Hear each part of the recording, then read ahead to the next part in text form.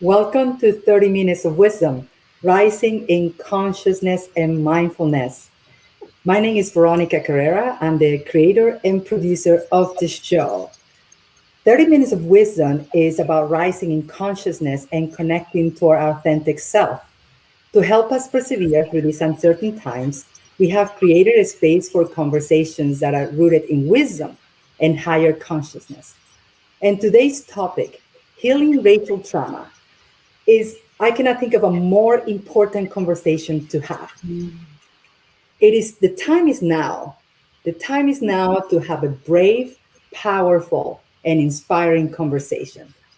But first, I'm excited to introduce you to my co-host, the one and only Lonnie Olazábal. Welcome, Lonnie. Hello, thank you, Veronica. And hello, everyone. So good to be here with you again. Lani Olazaba, I am Director of Inclusion Recruiting here at LinkedIn, and also fellow consciousness aspirational person who looks to seek that level of awareness with all of you. Thank you for your time today. Thank you, Lani. And so now is the time for me to introduce you to our guest of honors here. Please help me welcome Monica Bertrand, Head of Corporate Communications and Digital Media at Bloomberg LP. Welcome, Monica. Hi, how are you? Excellent. So Nikki Thompson, Director of Multicultural Content at Verizon Media. Hi. And Kathy Jones, Head of Strategic Partnership, Diversity, Inclusion, and Belonging. Welcome, ladies. Thank you. Thank you. This is a group of powerful women, and I am excited to have this important conversation with all of you. So now, for the audience, just a couple of thoughts. If something resonates with you, please post your comments or ask questions, and we'll try to interact with you real time. So now, let me just go around the room and for us to have this conversation, open and vulnerable and powerful conversation. First, I would like to, for us to introduce ourselves and introduce you and also share with the audience, why do you think it's important to have a discussion on healing racial trauma? So why don't we start with Lani? Awesome. Thank you so much, Veronica. So yes, again, Lani Olazaba, and for me, when I think about this topic, I was so elated to have the conversation pre this session with the ladies on this panel. I felt such a sense of belonging. As someone myself, I am multiracial. I come from a background where I was raised by a Caucasian mother and growing up with 5 brown sisters, and in an area and an environment in the 70s and 80s where finding my racial identity was really hard for me. And I didn't really know who I was for a long time. And I knew that my brown skin and my curly hair and my expanded nostrils were different than that of my mother. And my mother had her own traumas that she dealt with that were poured into my upbringing that also hindered. And I remember being young and, being called out for things that I didn't understand, like things that affected me about my appearance and how traumatized I was. Now, as a grown woman and embracing my brown skin, my curly hair, and all the things that come with who I am and my identity in a way that sets different from just the race, but just the equality of who I am as a human being. And I think it's so important for all of us to get to that place of healing and understanding of who we are inside and bring that unity to the human race in that way. So that's, for me, what I think is so important, why we should be talking about this. What about you, Ms. Jackie? Lonnie, it's so good to be here. I immediately jumped at being at the opportunity of being on the show when Veronica said, she'd like to have me here. Why is it important? Because the first thing that pops into my mind is that we're all whole, complete, and just beautiful people. And, I'm originally from Jamaica and had the extraordinary pleasure of, been in the United States for quite a while, but had the extraordinary pleasure of going to Africa for the 4th time in 2019 for the year of the return. And that was such a powerful experience because I really got to return to, for the year of the return, right? But really embraced my history, got a whole new view of that, got super curious about our history before slavery, really, and began to learn some extremely powerful message about who we are as the African diaspora. I actually got my DNA test done, found out I was 50% Nigerian, 30% Ghanaian, also have roots in Cameroon. So I fully look at myself as being a world citizen, and coming from just really powerful people. And that's how you bring the past into the future to empower you now. And so one of the things that came up for me is learning that essentially this concept of race was created, right? And we have a chance to create a whole new paradigm for ourselves. So that's why I thought this was important to be here. Thank you, Jackie. Very, very beautiful what you said. We come from really powerful people. So with that said, Nikki, why don't you go ahead and introduce yourself and tell us why it's so important to discuss this topic? Yeah, so I'm Nikki. I spearhead the multicultural content strategy at Verizon Media. I'm also a global co-lead of our Black ERG Bold. ERG is an employee resource group. It's essential that we talk about healing from racial trauma because it impacts our daily lives. From self-worth to speaking up to just being in tune with that power you mentioned as individuals, as a community. If we don't talk about it, we won't figure out how to step into that power, right? It took me a really long time to realize my self-worth, to see my identity as an asset rather than a burden, to not feel responsible for how people perceive me. I'm not only a Black woman, I'm a queer Black woman, and everyone doesn't necessarily accept or support my identity.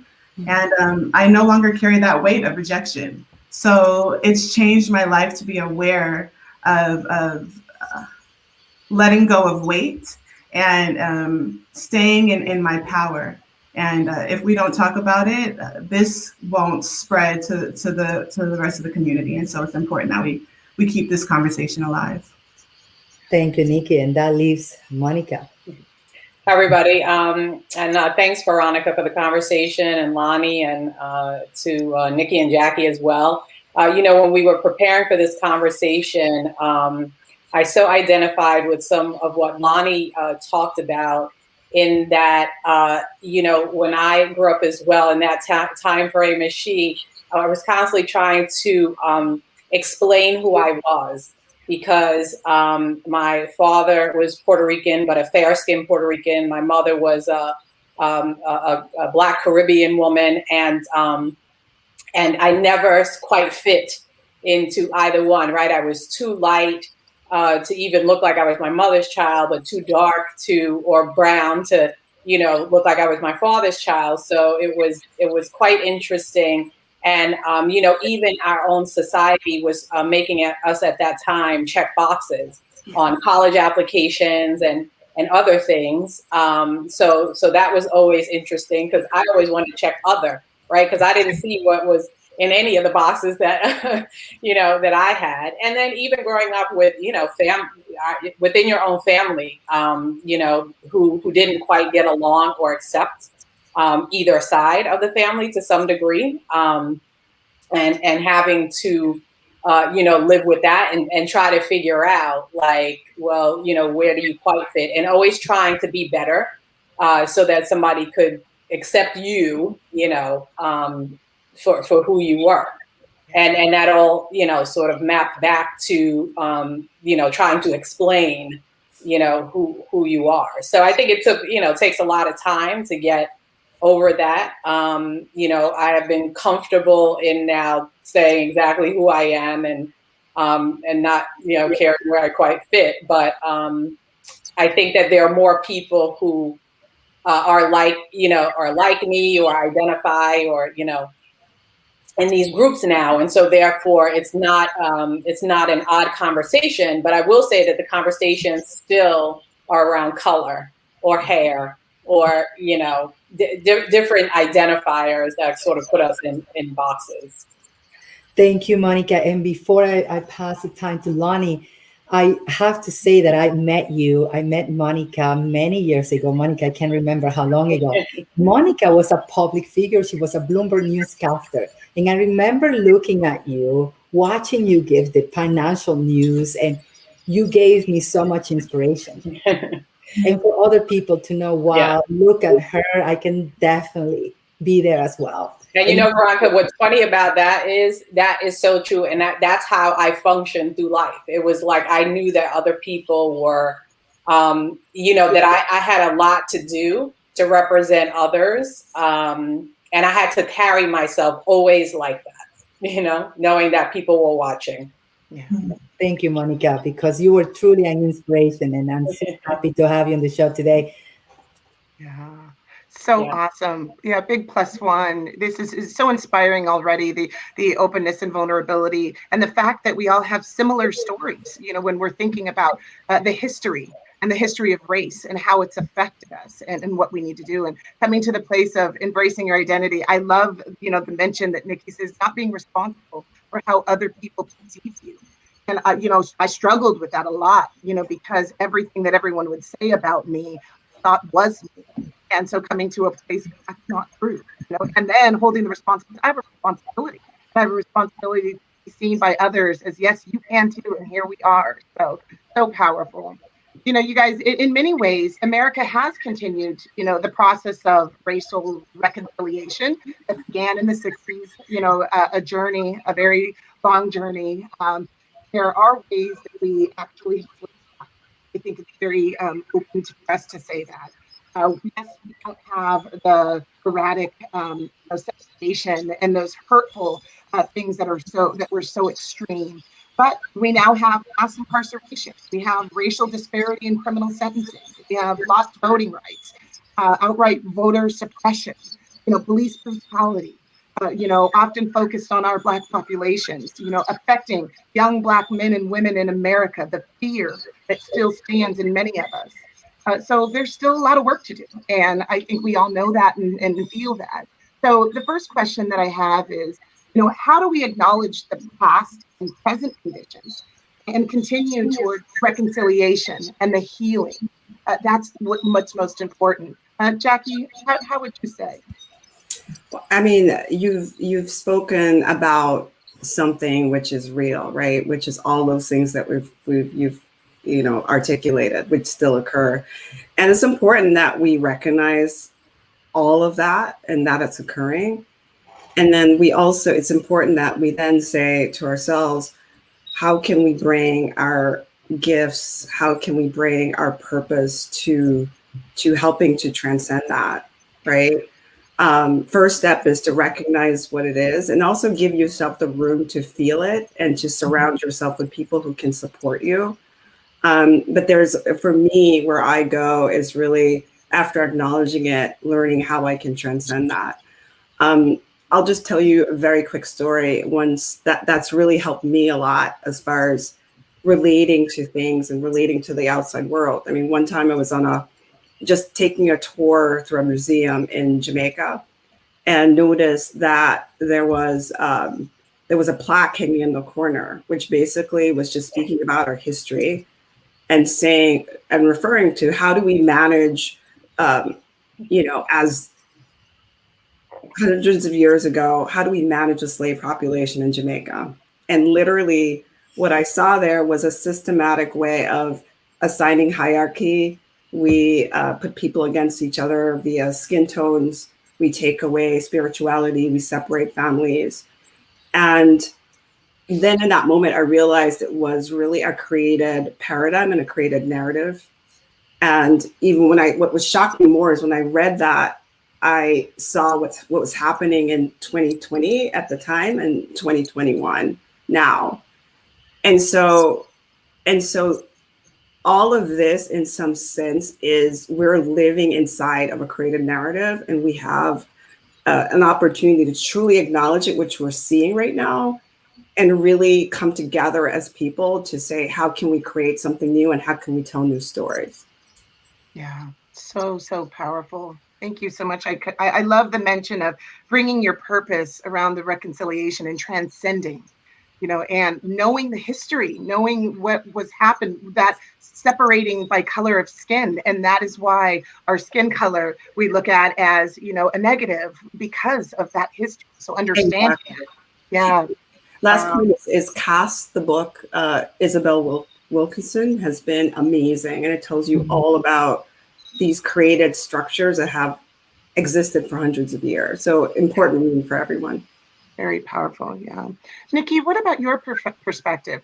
How do we acknowledge the past and present conditioning and continue towards reconciliation and healing?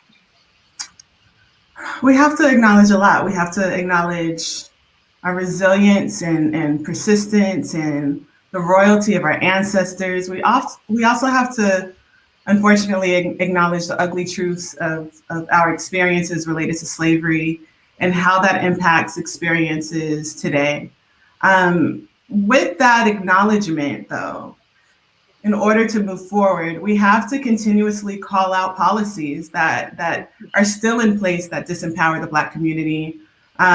We have to push for reform in any way we can. It could be joining protests. It could be donating to funds and organizations that fight for reform and push for change. It could be doing what we're responsible for in our companies, ensuring that the racial makeup of our workforce reflects the makeup of the population we serve, or making sure the company truly sees the value of Black people in our insights and experiences. There's so many ways in which we can really make sure we're contributing to progress. And we have to be extremely intentional about it and stay focused on that. Absolutely. I love the mention of realizing the royalty of our ancestors. It's so beautiful. When I started to realize that, I walk around like a queen. I mean, things just change. Shoulders go back. I see all the beautiful, skin and jewelry, and just our history is just so magnetic and powerful.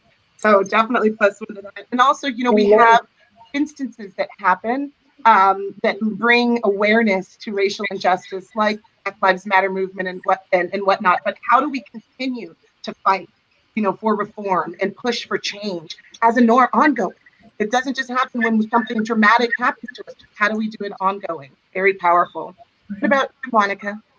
Yeah, I mean, I think that what I like now, and I always appreciate the next generation coming, is that there is more and more in the media, in movies, about history. And I think it's important because it's meeting folks where they are, right? If you have young people, they may not, they may be more interested in the visual and watching a movie about that history. So it's important that the people who are telling those stories are true to those stories and unearthing some of those history lessons that we may not have known about. So I do like that. I'm encouraged. I think that is exciting. And then it's checking people all the time on the things that they say and they do. To Nikki's point about policy, but even in everyday life, you have to check people all the time. I mean, I literally had somebody, and I know that they probably didn't think they said anything wrong, but tell me that a colleague who happens to be someone of color was articulate in a meeting, and I thought, I was actually stunned for a moment, but had to respond because there is still this institutional thinking and wording and phrasing that's used, and people have to be checked and called on that, so that if they are unaware, that we make them aware, and if they did it intentionally, that they not do it again, or at least they know that somebody is going to call them out about it. And we've seen a lot of that as well, right? And we've seen people pay a high price in their careers and such, because they just either didn't care or, or made a huge mistake in the way that they were approaching. But I think that the tolerance level is very low now. The tolerance level for like sort of that bad behavior and what you're going to say and do is very low. So Monica, absolutely, it's funny because I got so moved by the conversation that I almost interrupted Lonnie there, because she highlighted that we need to acknowledge the royalty of our ancestors. And everything that you're saying, Monica, Nikki, and Jacqueline, so critical, especially now. And it reminded me of this book that I'm reading about, The Fire Next Time by James Baldwin. I would say I'm rereading it. And he said this, he says, know whence you came. If you know whence you came, there is really no limit where you can go. Yeah. There is no limit where you can go. So that said, that leads me to the next question. And this is a question that I think is important to keep on advancing the conversation, advancing the personal and collective transformation. And it is this: how do we look at what has happened through the lens of consciousness? Let me start with Lani. Thank you, Veronica. I think when you think about it, actually just being aware, and a lot of it takes internal, looking inside, spending time with yourself and understanding what consciousness really means, right? And what does it mean to be aware? How has this affected me? Where am I in my space now? Where do I have blind spots? Where can I grow? What am I seeing, with the areas around me, with the people that are around me? And how can I educate? What role can I play? So that kind of consciousness is really important, but it starts with your own journey, with yourself. And then from there, progressing out to where it is in society and the contributions that you can make, the expectations you have of those around you. So it permeates, right? I think at heart, because I am a journalist by, training, and at heart, I'm always worried about the words. And I think the words are important. So I think the words that we, consciously speak, not only to ourselves, but to others, and also to young people, like I'm very conscious about, that are very, very important.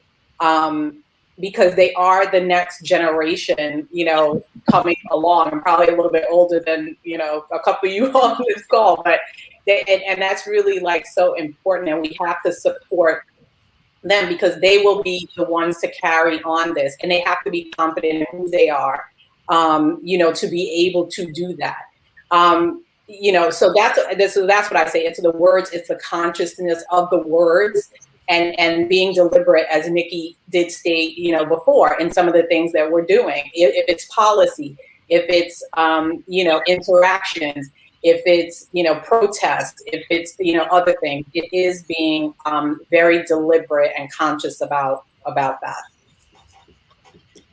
Because love is action. Ultimately, is arriving to a place of love for ourselves, remembering who we truly are, the true I, right? And love for the collective, right? Because we're all part of the human race.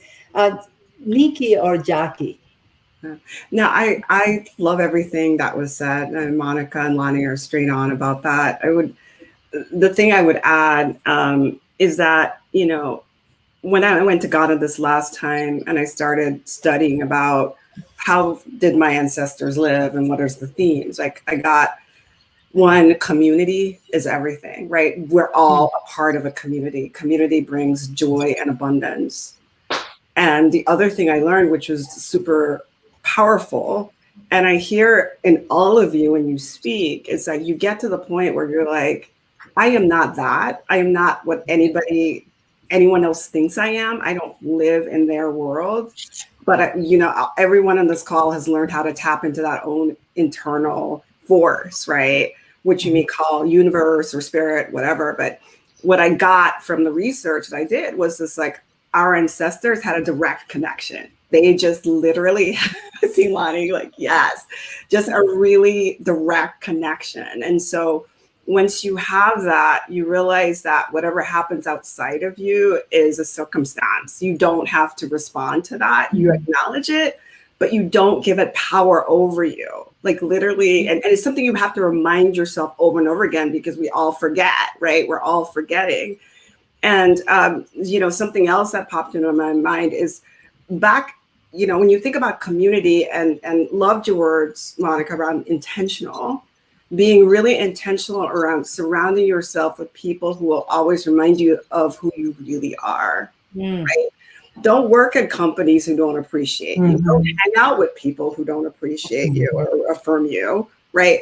And most of all, don't watch media that doesn't represent who you are. We're literally taking in those thoughts and re-traumatizing ourselves, and we do it like for entertainment, which is foolishness, right? So be really intentional about what you take in, and when you, that's it. Those are my lessons from it. You just preaching to us. Can I just say one thing? I know you guys want to move on. Is that we are not a monolith, by the way, either, right? So Black women, Hispanic women, Afro-Latina, like we're not a monolith. And within that, when you talk about James Baldwin, there was W.E.B. Du Bois. I mean, we saw different views as Malcolm X, as Martin Luther King. I mean, the community is not a monolith. So I think it's like, to your point, Veronica, it's about respect, love. It's like you can agree to disagree with the ideas, but ultimately it has to come from a place of respect. And love internally. And thank you, Monica, for acknowledging the Latin roots as well, because I did not necessarily say much about my roots, but my mom was of African descent. She was African. And then I have the Spaniard side on my father's side. And this is one of the reasons why I thought that this topic, I wanted to join with you to discuss more about who we truly are. And me being part of this conversation is honoring the beauty of my own mother, who died when I was little, and the beauty of my ancestors. So thank you for that, Monica. Nikki, I think I stole a little bit of your time, so go ahead. No, you're fine. I am extremely invested in maintaining my mental wellness and sanity in a very exhausting environment. And through that process, I've come to understand that humans are always in survival mode. And when they feel like their position of power is threatened, they start strategizing on how to maintain that power and privilege. Unfortunately, it usually comes at an expense to those who are marginalized. So I try to keep this in mind, but I also make sure to address this behavior in a very direct way, trying to establish understanding, which in my experience has led to behavioral change on their end. I find strength in this approach because I feel empowered. I don't feel like a victim in these circumstances. I don't feel defensive, and I'm maintaining my sanity and not being thrown out of character, acknowledging that the issues I'm having to deal with are not my own, but theirs. And in this moment, I am just exercising my power and trying to make an impact in any way. So, like I said, I'm super invested into self-care and really feeding myself as much as possible. Okay, Nikki, that's why your hair's flowing so beautifully. You're glowing. You got the greenery behind you. You are then powerful. I love that. I really love that. And standing in your own. So, so beautiful. I've been so inspired just by this conversation. You all are such beautiful, powerful people. When I think about hope, I think about this. The unity, like coming together with all of you. I see myself in all of you, the conversation, the connective tissue, the one human race coming together in this way. It brings me hope. So that is really what excites me. Final question. I just would like to know from each one of you, what are you hopeful for? Nikki, what are you hopeful for? I'm a mom of a 9-month-old, and I look to my child all the time, and I'm just so hopeful for his future experiences. As a community, we're more invested in our mental health. We're focused on reform. We feel empowered. It's all a recipe for amazing change, and that gives me hope. That's so beautiful. Amen. So can we guys see your baby? And Miss Monica, you don't and we're not disrupting the flow. So we're that's right. Miss Monica, I gotta tell you, you don't look a day over 21. So I know Well, who you're that's talking good. about. I keep that way. Although I do have a 23-year-old, so that's all right. I see you. Well, I got a 24-year-old too, so we're working it, girl. That's it, exactly. What are you hopeful for? Exactly. I mean, I'm hopeful for them. I mean, they are growing up in a time that's in some ways very challenging, but very exciting. And so, as I said earlier, I just try to inspire, support, and not only him, but others, all those young people.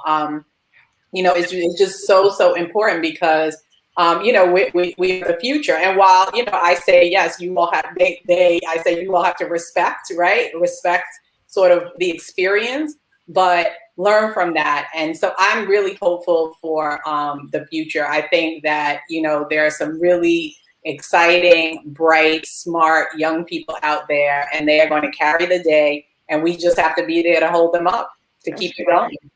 So exciting. Yeah. I plus one to that. My kids, and they're conscious now. My 15-year-old is conscious now. My 10-year-old is conscious now. So very hopeful for that. Miss Jackie, you took us to church today, girl. So what are you hopeful for? No, correction. I've been taken to church by all of you. I've learned so much from this discussion. So grateful. This is such an exciting time to be alive.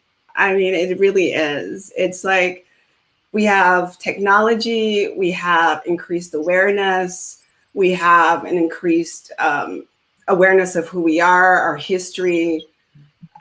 We're communicating, we're coming together as global communities and really exposing a lot, but recreating a new narrative. And that really, really, really excites me because, as some of you said, our generations can really grow up. And I mean, this thought just came to me, right? If all these paradigms were actually created hundreds of years ago, can we use the next few years to create a new narrative of a new world where there's abundance, there's respect for each other, there's a celebration of diversity? I mean, we have such an opportunity. My challenge to everyone listening is that when some kid asks you many, many years in the future, where were you and what did you do in 2021? Is that you have a good story. Like you told them what you did to help create a new narrative for all of us. So that's what excites me. And I want to ask you, Lonnie, what are you hopeful for? We don't I'm hopeful for more sessions like this. I'm trying to connect with other people.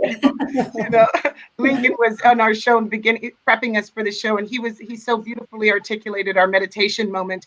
We are all human beings, and how do we elevate as human beings? I am so hopeful for the rise of consciousness for all of us as human beings. Thank you, Lonnie. And I want to leave us all with a quote from Osho.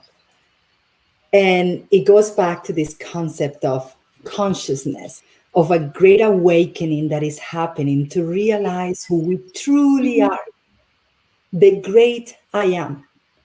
And he says, people are afraid, very much afraid of those who know themselves, who know who they are, the true I.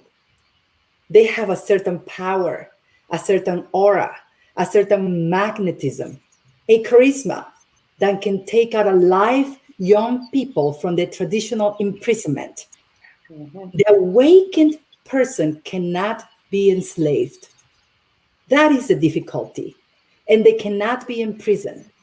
The awakened person is the greatest force in the world.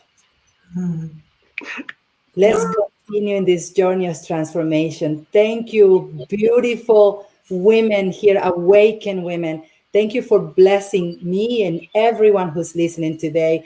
And thank you everyone for watching. And please leave us your comments so that we know what resonated with you the most. Have a wonderful weekend. Bye, Bye, everyone. everyone.